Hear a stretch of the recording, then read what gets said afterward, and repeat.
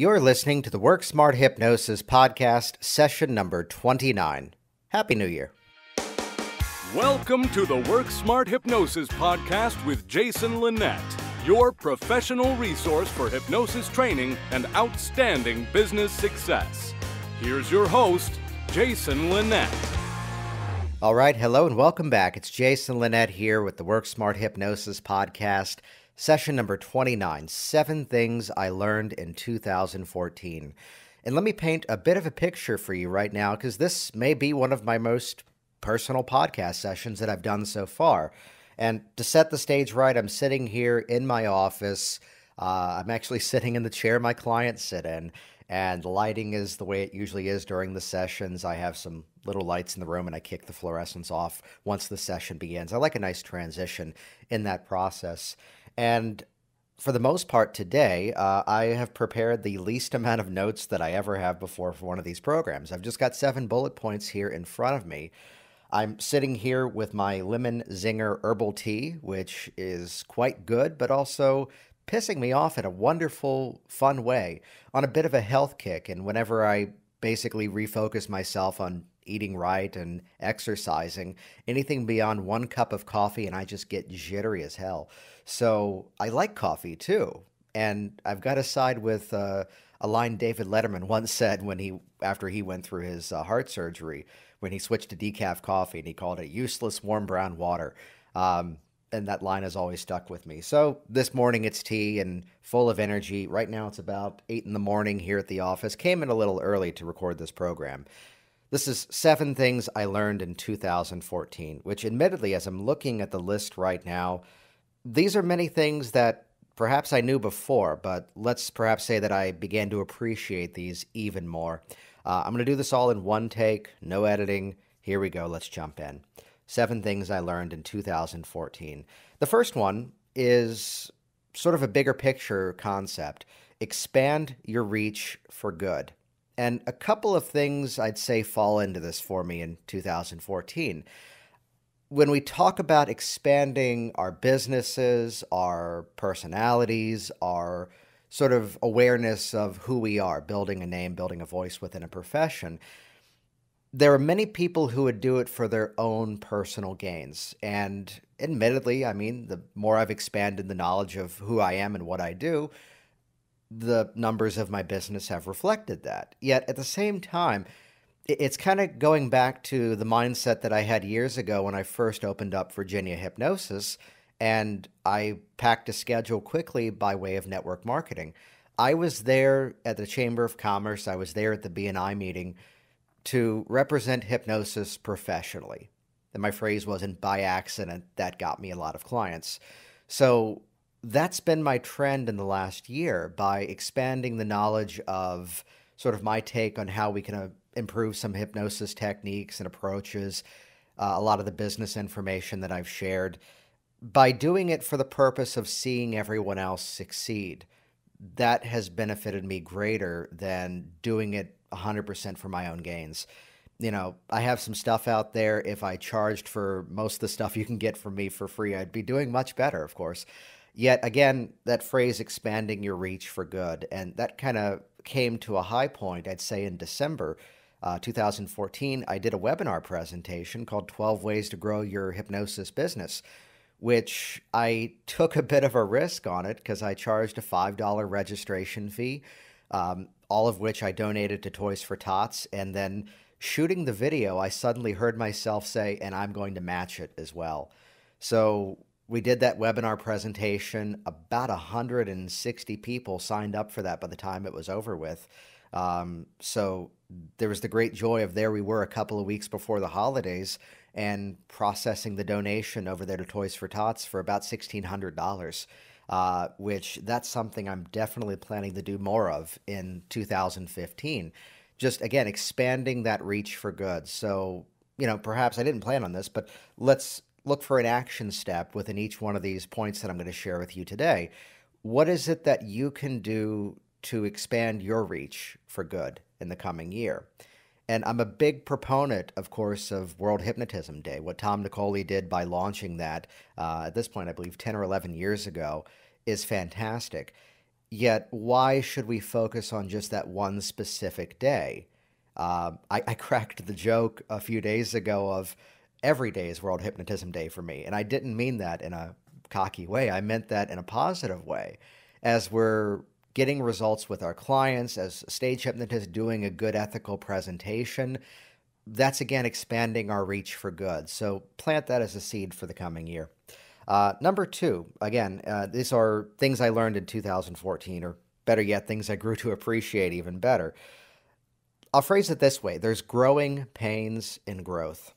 And there's a subcategory of this of building a team for your success. What's interesting is that as I began to do more projects in 2014, whether it's video presentations, whether it's products, whether it's appearing at conferences, I offered more classes in 2014 than I ever had before, got some amazing opportunities.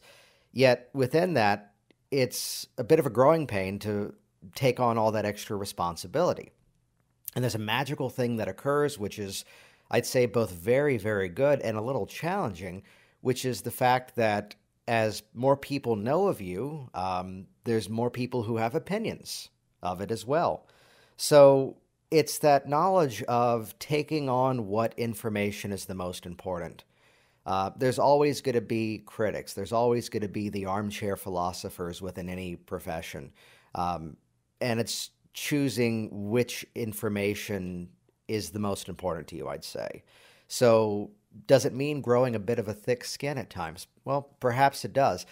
But also, of course, taking on that knowledge, taking on that criticism, taking on that statement, and looking for the inner truth inside of that statement. I would say the next statement in a very positive way. And I'm sad to say this. There are just some downright horrible people out there. There are. There are some whose only pleasure comes from cutting others down and criticizing. So that's something that I did become more aware of in 2014, unfortunately. And perhaps some of that within myself too, and getting rid of that, expelling that, detoxing that out of me, which is why one of the last points here is specifically all about that. But back to me, personally, growing pains and growth. To take on the responsibility of so many different things, whether it's a product, whether it's private groups, whether it's trainings, it's something to be aware of as you grow and to look at exactly what is it that you can do to make this all work better for you. And at one point, my phrase was, you can't do it all yourself, so you might as well do it all yourself. And let me take this opportunity now to perhaps update that. You can't do it all yourself, so you might as well learn how to build that team so it's easier to do it all yourself, which is the subcategory of number two here, which would be build a team for your success. And a lot of my focus in 2014 has been on building that team. Now, what you've perhaps heard me speak of before, and let me clarify a little bit better here, is that building a team doesn't necessarily mean hiring that one person who can do everything that you need them to do. There's a gentleman by the name of Chris Ducker, and I love a line that I heard him say, if you could really find someone who could do everything it is that you need them to do just as well as you can, chances are they're already your competition. And I like that phrase. So instead, I've become that virtual team where I have several designers that I'm working with. I have several remote technicians that do projects for me. And I mean, I even expand that team to some of the regular business type things that we'd have to deal with. In 2014, for the first time, I hired a bookkeeper. I used to be, to use my quote, very horny about the numbers. I'd like to track things and see percentages and track all the reports at the end of the year. And the simple realization was that I can do that stuff just as well when someone else is doing that for me. So then came Francesca, and she's fantastic. She's my bookkeeper. She was a lifesaver this year. And all of a sudden, I know that is taken care of. She's doing a fabulous job, and I don't have to touch it. It's the benefit of being a business that mostly accepts credit cards and purchases with credit cards. That stuff automatically goes into the QuickBooks. She sorts it out for me. She sends me questions, and then it's all taken care of. Then it all passes over to my accountant, and then we're good from there. expanding the team for your success, realizing as well that to become dependent upon just one person can put you in a bit of a corner.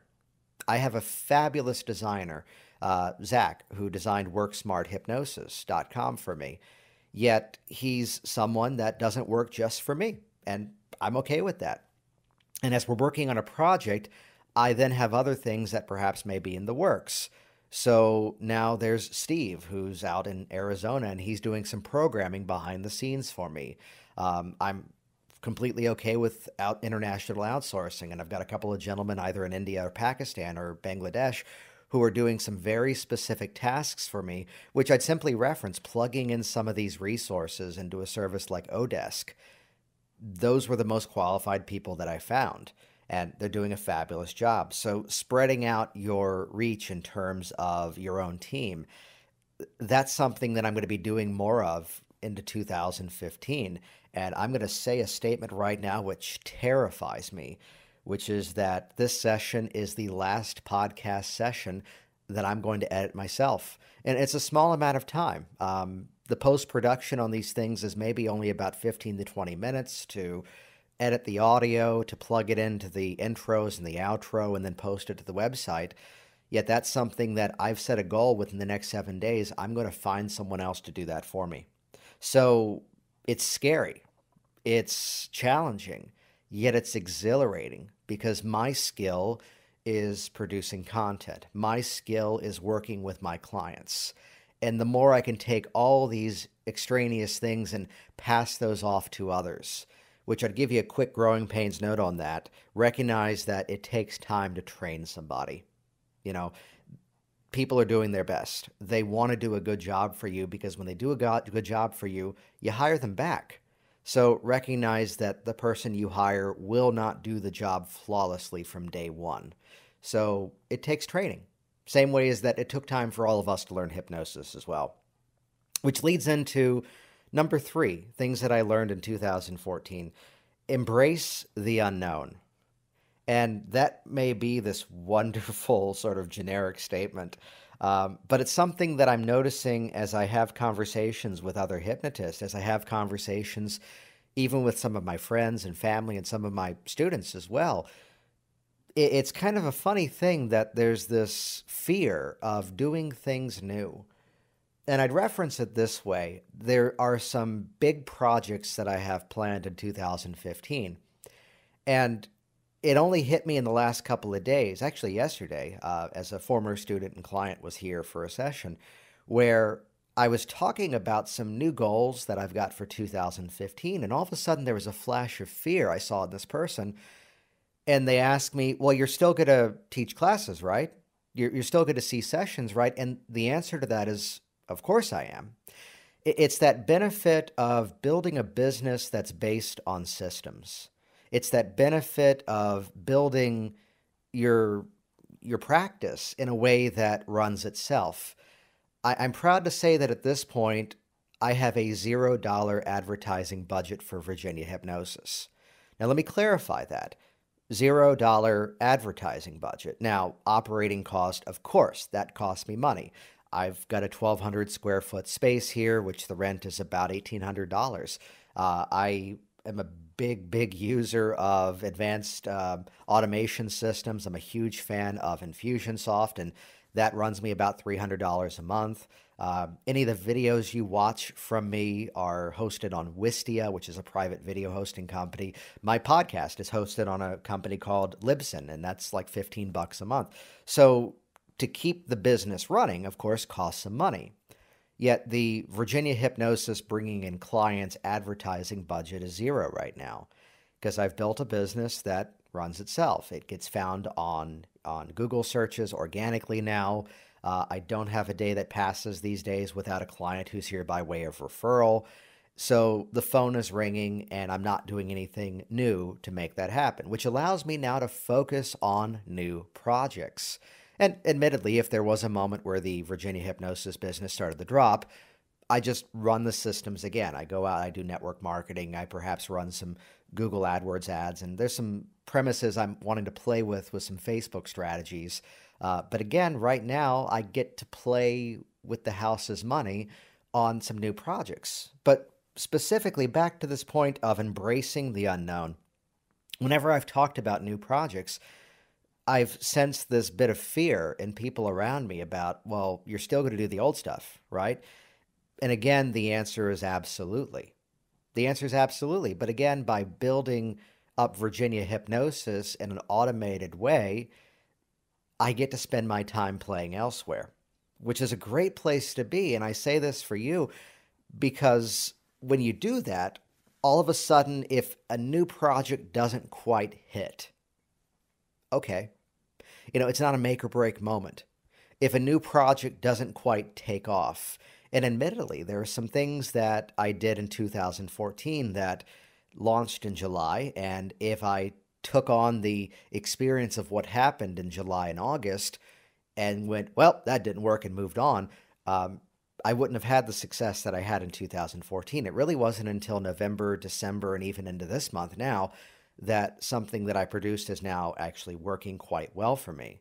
So, it's the phrase of finding the right strategy to make something work rather than just simply saying that doesn't work at all. So how do you take your abilities and make something work better? So leading from embracing the unknown, let's move into number 4 here. Expand your circle of influence. I've got an interesting perspective on this because I've had the wonderful fortune in 2014 to reach out to brand new audiences, to reach out to brand new groups of people. I'm a huge proponent of organizations and proud to be speaking at the NGH convention once again, proud to be invited back to the HypnoThoughts convention. I've done the Hypnobirthing Conclave for a few years in a row now. And back in, when was that? That was at October or November, the Mid-America Hypnosis Conference. And what's great about expanding the circle of influence is reaching out to people that otherwise I would not have met. We should not practice, we should not learn within a bubble. I say this because there are some schools of thought in hypnosis, some specific trainers that want you to believe that their way is the only way. And again, I point back to Michael Elner, who's been on this program before, and I heard him say this to me as well. Learn from people who disagree with each other. Learn from people who have differing opinions. I would say this, there's not just one way to do hypnosis. I'd reference this, the way that I work with a client. Let's say I've got a client here for pain relief, and I may be dipping into a style of Michael Elner. I may be dipping into a style of Ron Eslinger. I may be dipping into a style of things I've heard Seth Deborah Roth talk about. I may be dipping into a style of Scott Sandlin. I may be dipping into my own personal style as well. Which is the right approach? They all are. It's a matter of who is in front of you in that moment and what do they need. And this truly is that benefit of expanding your own circle of influence. And I want to keep it all positive here, but I will make this statement. Beware of a wolf in sheep's clothing. There are some folks out there that it's all about their own personal gain. So beware of looking for that person who's, looking for their own benefit by reaching out to you. And I've definitely experienced that in 2014 and focusing my energy where it ought to be now. So expanding your circle of influence, learn from people who disagree with each other to benefit from all of this. And I've had the good fortune, the wonderful benefit of great moments where the phone rang and it's someone that I did not yet know, yet I knew their name, and friendships developing out of that. And some of the most unlikely of characters, and getting to know these people as well and interacting with them.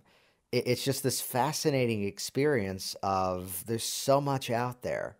So to shut ourselves off, and I'll make a statement here. I'm of the mindset that we should be working to improve each other. We're of the mindset to build bridges and build connections.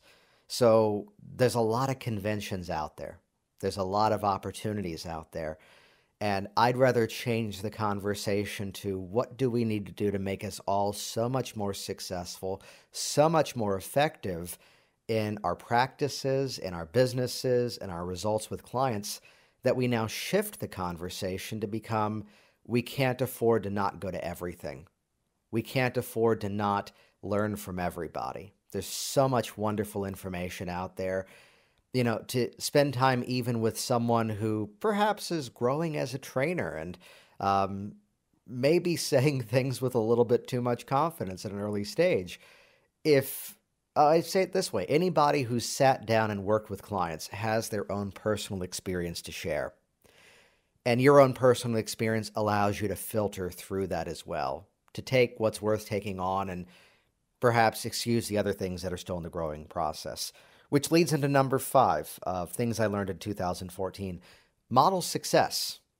This is something that, of course, sounds very familiar to most of you. It's one of the biggest tenets of all things neurolinguistic programming.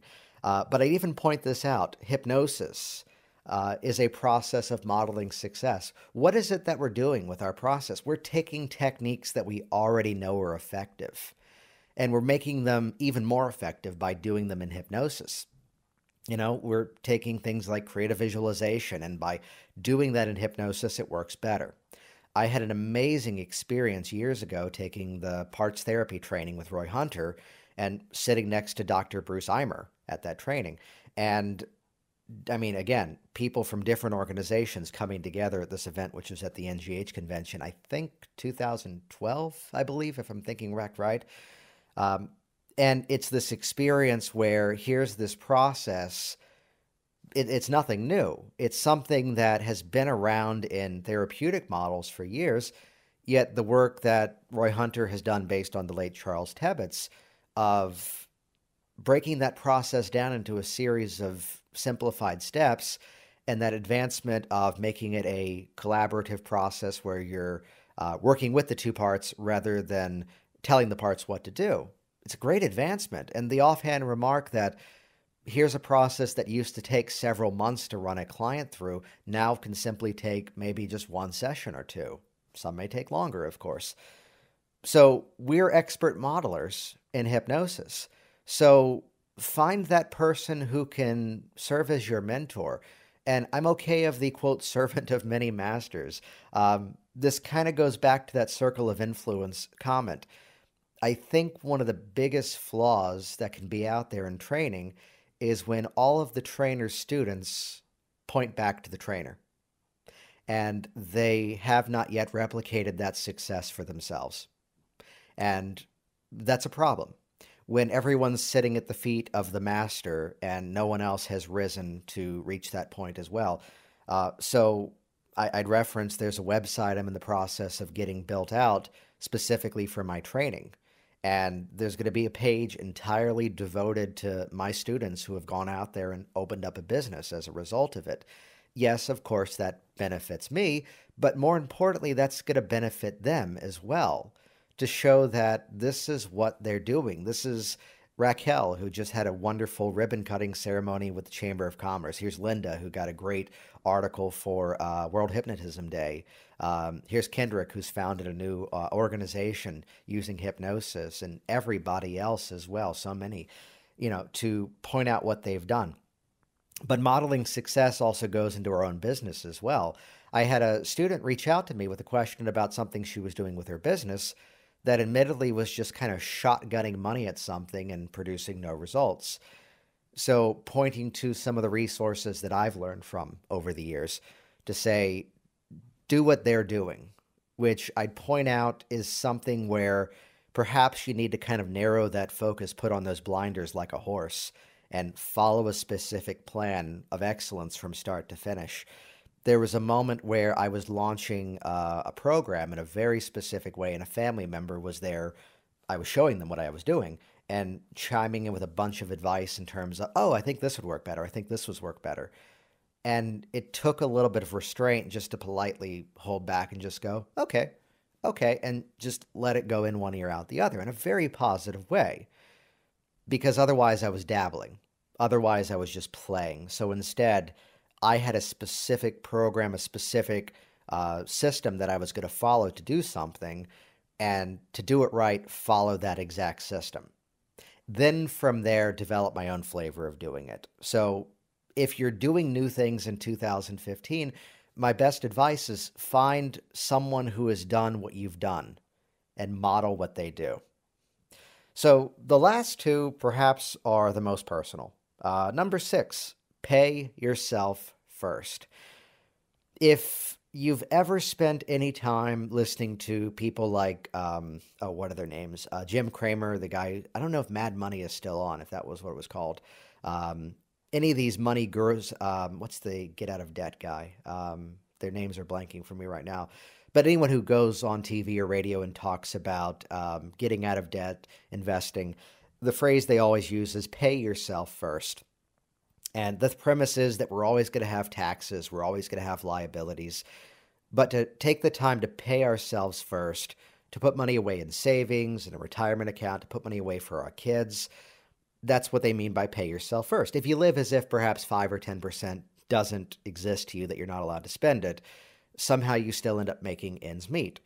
And I say pay yourself first, not just for the financial side of things, but more for the personal side of things. So you've heard me reference my family many times before, and that is my biggest focus. That's what installed the rule that I am not here at my office unless I'm producing content or I'm getting paid to see clients. So it meant that I eliminated the live consultation from my business model years ago. Great, we do that over the phone. What would you like to work on? And that's a little transition that I made that I did with very little challenge. It also means taking time to focus just on family. I made a transition when I moved my office to where it is now about 2 years ago. And that is I invested money in a landline. My cell phone used to be my business, and now my landline is my business. And there is wonderful freedom that comes from putting up the voicemail that simply says, hey, we're away for the holidays, so calls will be returned within the next 3 to 5 working business days. So, and I say this, and this is where it gets kind of personal for a moment.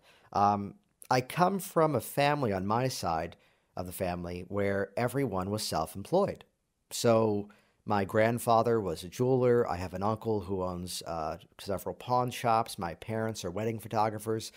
And they've all built businesses. My brother is a commercial photographer. They've all built businesses where it very much requires they be there for the business to run.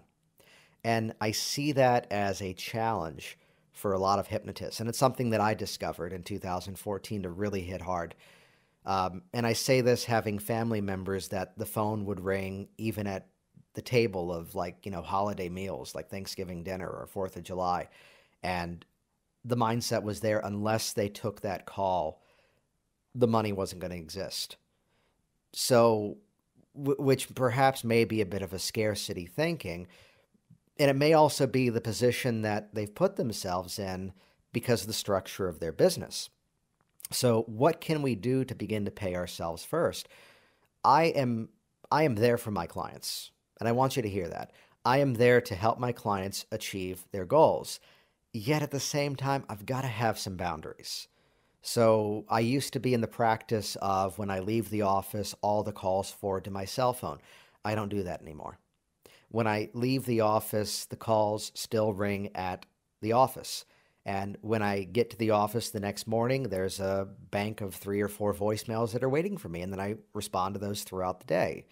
I have a professional voicemail that just simply says, in session and calls will be returned shortly, or I'm away from the office at the moment, and that's reasonable. And I say this politely. The one who's calling you at 7 in the morning on a Sunday morning, maybe you got to kind of give them that time to wait for your response. Otherwise, you're training them that you're there for them. I'm going to say this comfortably. We are not in an emergency business. We are in a business of personal change.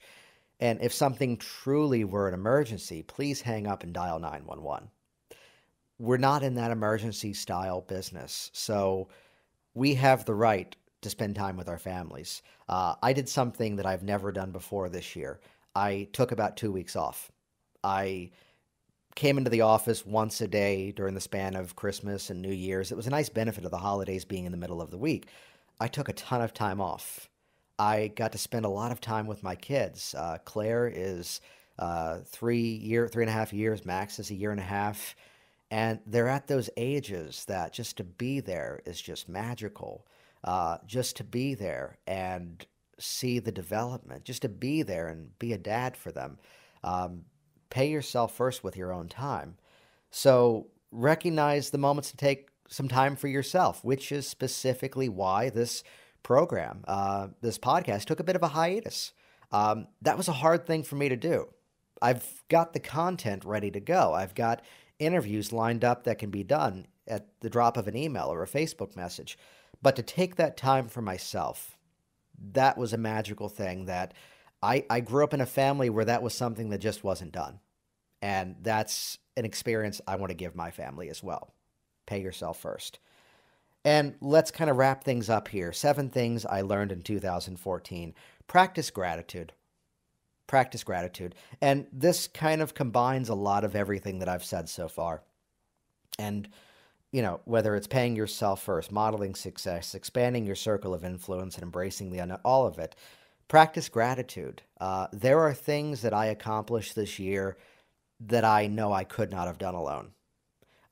So there are so many people that I can name, and I'm going to mention some of them here. And by naming some, of course, that means I will leave some people out. So if I do not mention you, thank you. I'll say that here. But an amazing opportunity came in 2014 where a phone call came in from Dr. Dwight Damon of the NGH. I got to work side by side with Elsa Meldridge Jr. on the Hypnotism Success Series that I did for the NGH, which was an incredible opportunity to, again, jump in and do something I had not done before, and to play with a format of spreading information that even they haven't done before. The video webinar presentation followed by the live teleseminar, a great way to let people absorb the information and then follow up afterwards. I got the great opportunity to be invited to do some incredible things, working along with Scott Sandlin speaking at the HypnoThoughts live convention. Fabulous event. Of course, the GH convention as well. The invite coming from Marie Mongan, founder of Hypnobirthing, to be there teaching a course at her convention. And I got to out him here. And I embarrassed him a few times as well. Kyle, her grandson, who officially was the first hypnobirthing baby attending my course. That was a real treat. And of course, everyone nerding out that he was there as well. And great guy. You're going to see great things from him in the future. I've had students where colleges paid for them to come take my class. I got invited to conventions that were just fabulous to do. All the feedback that I've received from programs that I've put out there, from this podcast as well, and even some of those moments that perhaps might have been a little uncomfortable. I'll say it politely. We all occasionally get to a moment where we need a polite little bit of a slap in the right direction to refocus ourselves. I think it's a Will Horton line I heard him say, and had some fabulous conversations with Will this year, where I heard him say that the problem is sometimes in this profession, people start to believe in what they say a little too much. We're all human. None of us are perfect. And to have that gratitude towards these people, some great conversations with Scott Giles, which helped to push things in a slightly different direction for me. A big thank you to Richard Nongard, who on his own reached out to me after I posted something on Facebook and completely shifted the direction in terms of how I release information out there. So you're hearing names from all over here. You're hearing names from all different backgrounds. That's been an amazing experience, to sit down with people like Zolita Grant and just have conversations. That's the reason that I launched this podcast, to expand that reach, to reach out and contact people that are doing things that are just so unique and I'm fascinated by. It's an excuse. I learned this phrase maybe in 2013. The very first time I hosted a guest training here at my office was Inez Simpson. Tim Horn, a local hypnotist, reached out to me that he wanted to partner with me to host Inez Simpson. And it was a fabulous event. And it became a great opportunity to basically have a little bit of a mini convention. And it developed the trend of basically having an excuse to hang out with people that I like. So we brought Inez back in 2000. I brought Inez back. Well, Tim and I brought Inez back in 2014. And again, there's another person that just more of us should know about the amazing work that she's done. And just to practice that gratitude, we stand on the shoulders of people that we've learned from. We stand on the experiences of everything that we've come from. So I don't want to be that person that dismisses my background. I don't want to be that person who dismisses where I've come from. Because again, we're all the result of what we've learned. So I hope you've found some benefit. I hope you've had your own little epiphanies throughout this as well. I'd love to hear your feedback on this. These are 7 things that I learned in 2014 that are going to begin to expand and enrich everything that occurs in the coming year. And looking forward to even bigger projects, even greater opportunities as well. Again, share your feedback. Leave your comments on the Work Smart Hypnosis website along with this program that I'm sharing with you here today. And just reach out to me as well. Shoot me an email. I'm Jason. I'm in Virginia, and I do hypnosis. So my email address is very easy. I'm jason@virginiahypnosis.com. Or just simply find me on Facebook. And let me spell my last name for you because it gets butchered easily. Lynette is spelled with 1 N and 2 T's. No E at the end. Linett. Just track me down on there. And feel free to just shoot me a message there. Thanks so much for listening. A little bit longer, a little bit more personal of a program. I've got a client showing up in about 25 minutes. Make it a great day. Hey, it's Jason here, and I want you to be the first to find out as we upload new content here online. So do this right now. Click subscribe right next to this video, and you will be the first to find out as I share further resources, further downloads, and other really cool things to come your way. See you soon.